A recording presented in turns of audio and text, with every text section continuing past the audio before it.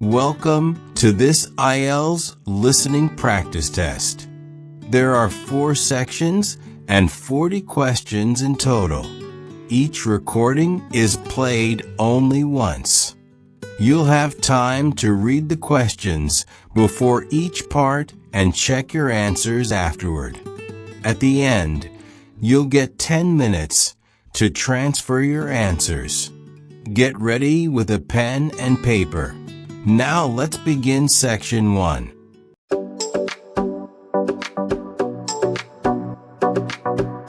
You will hear a number of different recordings and will have to answer questions on what you hear. There will be time for you to read the questions and instructions, and you will have a chance to check your work. All the recordings will be played once only. The test is in 4 sections. Write all your answers in the test listening booklet. At the end of the test, you will be given 10 minutes to transfer your answers to an answer sheet. Now turn to Section 1. Section 1. You will hear a customer talking to a travel agent. First, you will have some time to look at questions 1 to 6.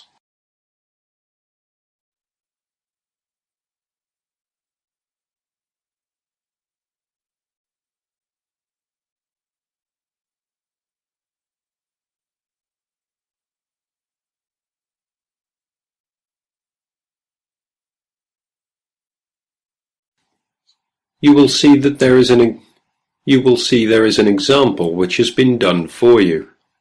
On this occasion only, the conversation relating to this will be played first. Hello, welcome to the travel depot. How can I help you? Well, I'm looking for a reasonably priced holiday. I went to South Africa for a month last year, and I'd like to see North America this time, maybe Canada. The customer says he went to South Africa last year, so the correct answer is C. Now we shall begin. You should answer the questions as you listen, because you will not hear the recording a second time. Listen carefully and answer questions 1 to 6. Hello, welcome to the travel depot. How can I help you? Well, I'm looking for a reasonably priced holiday. I went to South Africa for a month last year, and I'd like to see North America this time, maybe Canada.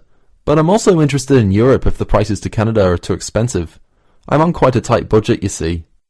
Well, you could go to Europe, but I'll get some prices for Canada first. I've been to Vancouver. It's lovely at this time of year. And we have some special offers on at the moment. Okay, well, I have some relatives over in Vancouver, so that would be good. I can always travel around Europe next year. Besides, it may be a bit too hot for me at this time. Right, let's have a look at some prices then. When would you like to go? Sometime at the end of next month if possible, but I'm quite flexible any time between the 24th and the 31st. I'd like to go for 3 weeks. Well, there's lots of availability for those dates. Now, if you're concerned about the cost, it's cheaper if you don't mind not flying direct.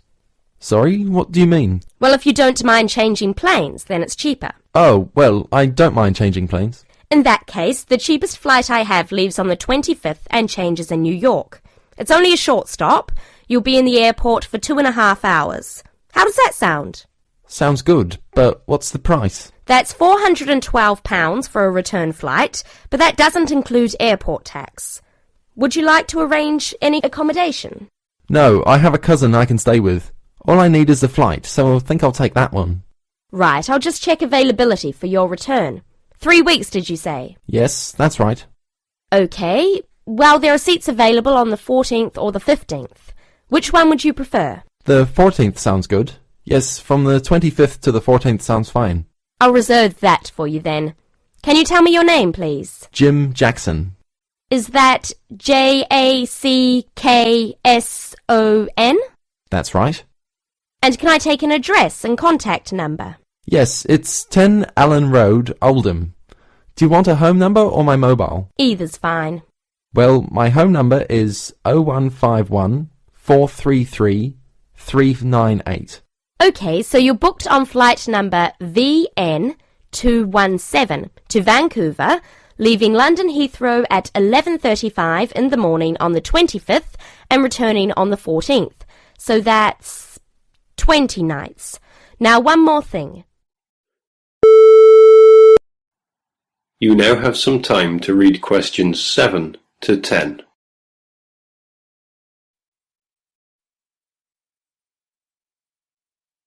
Now listen carefully and answer questions 7 to 10. Now one more thing. Do you have any travel insurance? We recommend all our clients take out some kind of cover, even though most people don't end up needing it. Most people have it just for peace of mind. Well, what type of cover do you have? There are two choices, the Gold Star and the Silver Star. Our most comprehensive cover is the Gold Star, which will cost £21 for the period you are away. It's a good policy because it covers almost all eventualities, even extreme sports such as snowboarding and skydiving. What about the Silver Star? That's £18, but it doesn't cover you for any dangerous sports. Well, for £3, I think I'll take the first one. The gold cover, please. Right, and is there anything else I can help you with? Well, do you have any information about what to do in Vancouver? Yes, I'm sure there's something on the computer that can help. Yes. There's a Shakespeare play at the theatre, but at $54 it's quite expensive. That starts at 8 p.m. The City Museum is really popular too, if you like that kind of thing. They have a special exhibition of Japanese armour next month. Entrance is free and the museum is open from 9 to 4:30, Monday to Saturday. Would you be interested in either of those? Oh, well, maybe. Well, I'm sure you can arrange that when you get there anyway. So it's the flight and the Gold Star insurance. That's £433 in total. Can I pay by Visa? Yes, of course. If you start... That is the end of section 1. You now have half a minute to check your answers.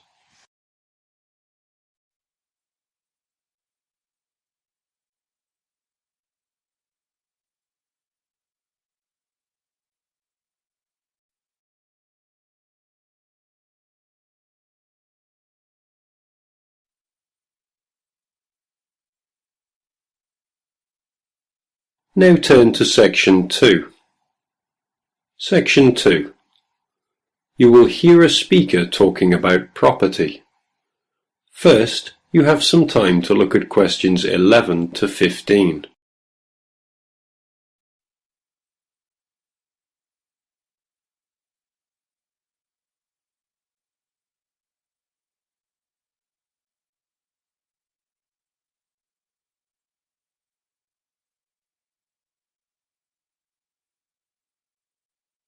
Now listen carefully to the first part of the talk and answer questions 11 to 15.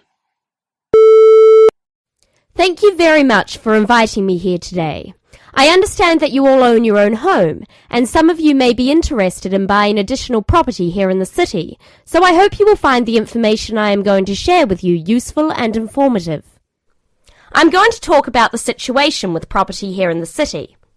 The city centre of any area is obviously going to have the highest prices, and as more and more people are competing for houses in this area, both renting and buying are becoming increasingly difficult.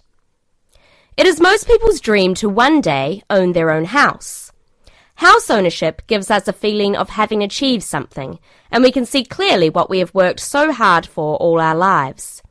It can give us a sense of security for our old age and a knowledge that we will hopefully have something to pass on to our children.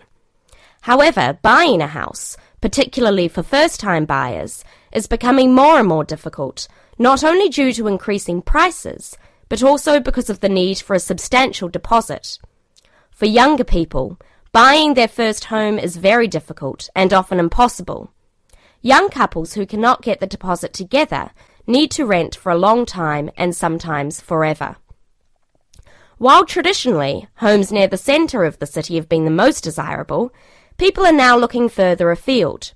This has happened for a number of reasons, the main one being that our style of work is changing, along with that of other countries such as the USA. In certain professions, for example sales and computing, It is no longer necessary for people to be based in an office full-time. More and more people are beginning to work from home, which means they can avoid the hustle and bustle of rush hour traffic jams into work and have more freedom to choose to live in a more rural and peaceful location. My company deals with finding property for both purchasers and renters in the city area. One of my main roles within the company is to find investment properties for people who wish to plan ahead for their future. You now have some time to read questions 16 to 20.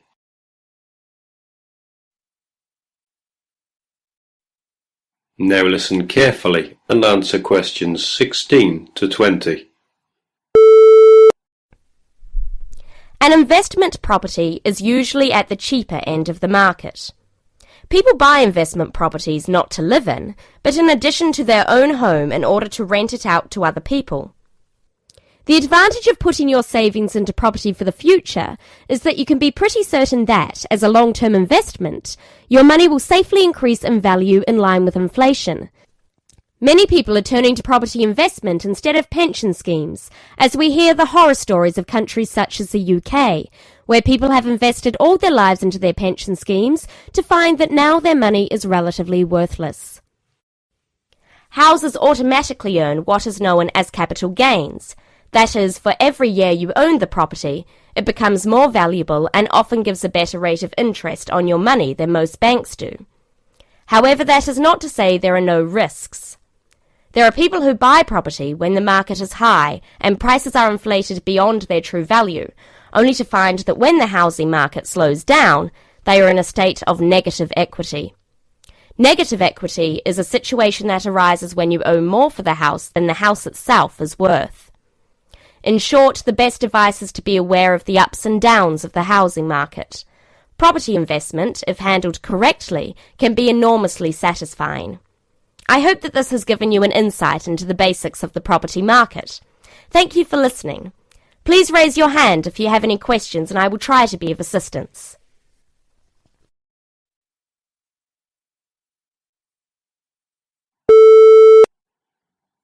That is the end of section 2. You will now have half a minute to check your answers.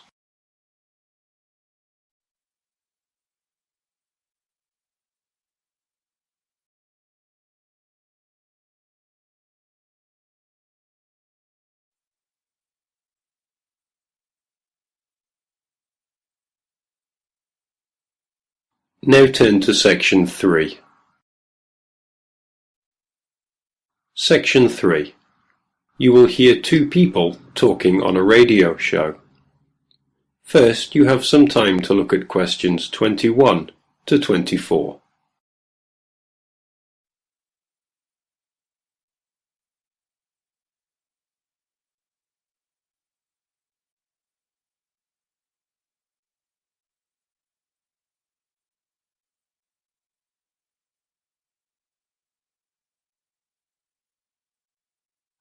Now listen carefully to the first part of the conversation and answer questions 21 to 24.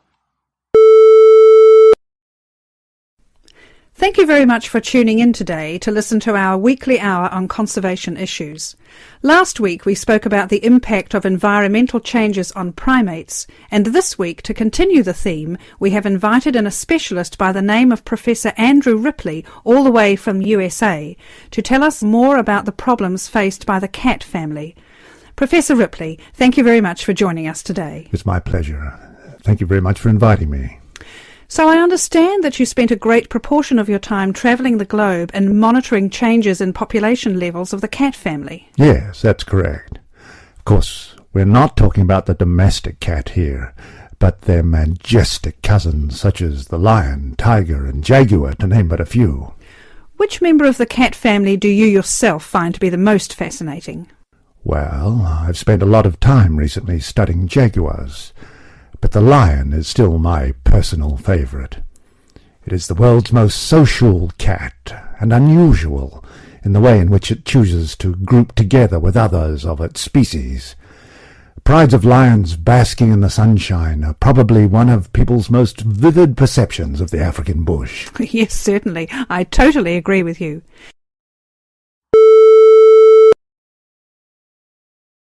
You now have some time to read questions 25 to 30.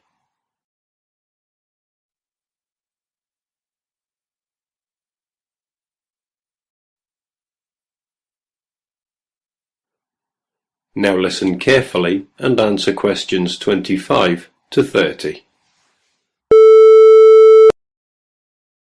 Can you tell me the current lion population in Africa these days? Well, it's very difficult to measure it accurately. Figures range from 100,000 to as few as 30,000. But it's generally estimated that there are 50,000. In order to maintain the population and protect the species from poachers, many are moved to protected areas. Which member of the cat family do you feel is most at risk? For different reasons, a number of species of the cat family are endangered, sometimes due to natural predators or environmental changes, but mainly because of the threat of hunters. For example, I'm sure you're aware the bones and body parts of tigers have been and still are traditionally used in medicines in the Far East. And because of this and the demand for medicine made from tiger parts, their numbers have been falling for some time, and to date there are fewer than 6,000 tigers living in their natural habitat of the forests and plains of Asia. What is being done to curb the population decrease? Well, specialists such as myself work closely with conservationist groups such as the World Wildlife Federation, or WWF, to protect tigers from illegal hunting. WWF considers the drop in tiger numbers to be catastrophic, and they are working hard to conserve the populations in China, India, Indonesia, Malaysia, Thailand, Vietnam, and Russia. I understand that poaching is not the only problem faced by the leopard. Let me get this right. Is it the snow leopard which lives in the mountains in Asia? Yes, it is. Poaching has been a problem, but not the most important. Its natural prey, the animals it hunts, is declining too. Its natural habitat in high-altitude areas, specifically the pastures, is threatened by the growth of agriculture. It is this that is causing the main problem for the snow leopard. It is going to be extremely difficult for numbers to recover, but again, the WWF has been working hard to continue to fund projects to aid the snow leopard in Nepal and Pakistan, and hopefully Bhutan very soon. Well, this is fascinating information you are giving us, Professor. We are just going into a short commercial break. When we come back, I have a few questions for you about the puma and the jaguar. Remember, listeners, there will be an opportunity to phone in and voice any opinions or questions you may have for the Professor in 10 minutes.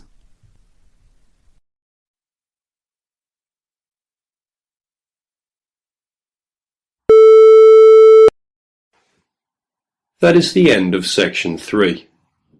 You now have half a minute to check your answers.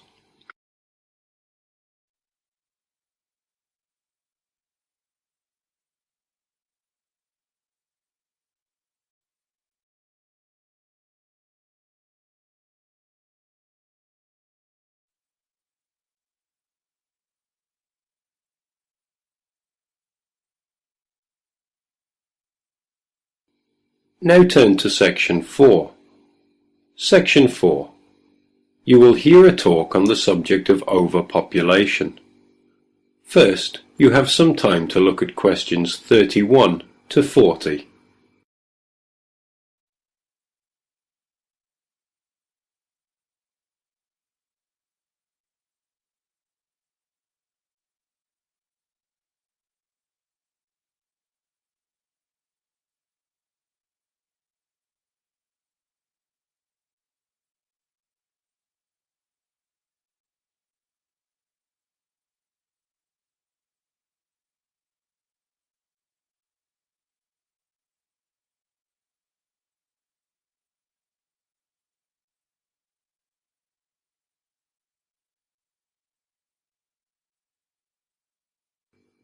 Now listen carefully and answer questions 31 to 40. Good afternoon. I'm pleased to see so many of you here today. As I told you all on Monday, The lecture on overpopulation has been postponed until next week, as we have a guest speaker today. I'd like to introduce you all to Donald Mackenzie, who has recently returned from a 12-month research project in America. He is here to share with us some of the results of his studies into the problem of illiteracy. Hello. Now, as sociology students, I have no doubt that you are aware that it is commonly believed that one indicator of a developed country is the level of education of its citizens. Now, most of these nations have free compulsory education for all, and strict teacher certification requirements. So it would logically follow that people from countries such as America would be highly educated. Yet this isn't always so. In America alone, 42 million adults cannot read, and 50 million can recognize so few printed words they each have the reading ability of a 10-year-old. Frightening statistics indeed. But not as frightening as the trend suggested by current estimates. The number of illiterate adults is increasing by approximately 2.25 million people each year, and although global statistics have not been compiled, it suggests an extremely disturbing figure. Now, inevitably, this is having an impact on employment. In America, the annual cost in welfare programs and unemployment compensation due to illiteracy stands at $6 billion and an additional $237 billion a year in unrealized earnings is forfeited by people who lack basic reading skills. There is also the cost of post-school literacy programs, which have been put in place in order to counter this increasing figure. A conservative estimate places the cost of these programs at $10 billion each year and growing steadily. Moving on. I'd like to talk about some of the causes of this increasing illiteracy. Children were taught to read by first learning the alphabet, then the sounds of each letter, how they blended into syllables, and how those syllables made up words. They were taught that English spelling is logical and systematic, and that to become a fluent reader it was necessary to master the alphabetic code in which English words are written, to the point where the code is used automatically with little conscious thought given to it. And to make myself clear, I mean readers could sound out the letters, spelling them phonetically. Once a child learned this ability, attention could be turned to more advanced content. It seldom, if ever, occurred to teachers to give children word lists to read, or to make beginner-level readers memorize whole words before learning the components of those words, or to memorize whole stories, as today's proponents of the whole language approach recommend. Several recent studies have found that 90% of remedial reading students in developed countries are not able to decode fluently, accurately, and at an automatic level of response. The currently used whole language method was originally conceived and used in the early 1800s to teach the deaf how to read, a method which has long since been discarded by the teachers of the deaf themselves as inadequate and outmoded. English is an alphabetic language that when written, uses letters to represent speech sounds. When students were taught to read, they consciously identified the speech sounds and learned to recognize the letters used to represent them. They were then trained to apply this information to decode the names of unwritten words, understand their meaning, and comprehend the information presented as a complete thought. The English language contains approximately 500,000 words. Of these words, about 300 compose about 3/4 of the words that we use regularly. As I said, in schools where the whole language method is taught, Children are constantly memorizing sight words during the first 3 or 4 grades of school, but are never taught how to unlock the meaning of the other 499,700 or more words. Whole language learning causes frustration, poor spelling, and hostility towards reading. Very bright children who can't memorize long lists of words and retain their meaning are placed in special education, when all they need is to be taught the 26 letters of the alphabet, the 44 sounds they make, and the 70 common ways to spell those sounds. Some researchers believe dyslexia and the symptoms of attention deficit disorder are actually caused by this reversal of the normal learning sequence. So, why do faulty reading methods continue to be used? Well, in short, it's big business. The sale of instructional reading programs is big business today. Each year, publishing companies compete for the adoption of reading programs and workbooks, which have to be replaced annually. Concentrating on phonics would seriously reduce the cost of education.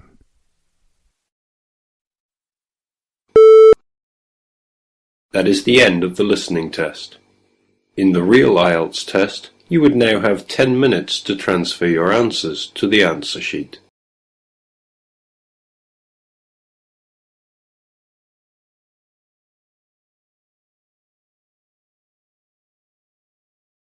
That is the end of the listening section. You now have 2 minutes to review your answers before the test automatically moves on to the next section. Please take this time to check your answers carefully. Make sure all your responses are recorded in the correct places, and review your spelling, grammar, and formatting. Once the time is up, the system will take you directly to the reading section. Please remain seated and stay focused. The next section will begin shortly.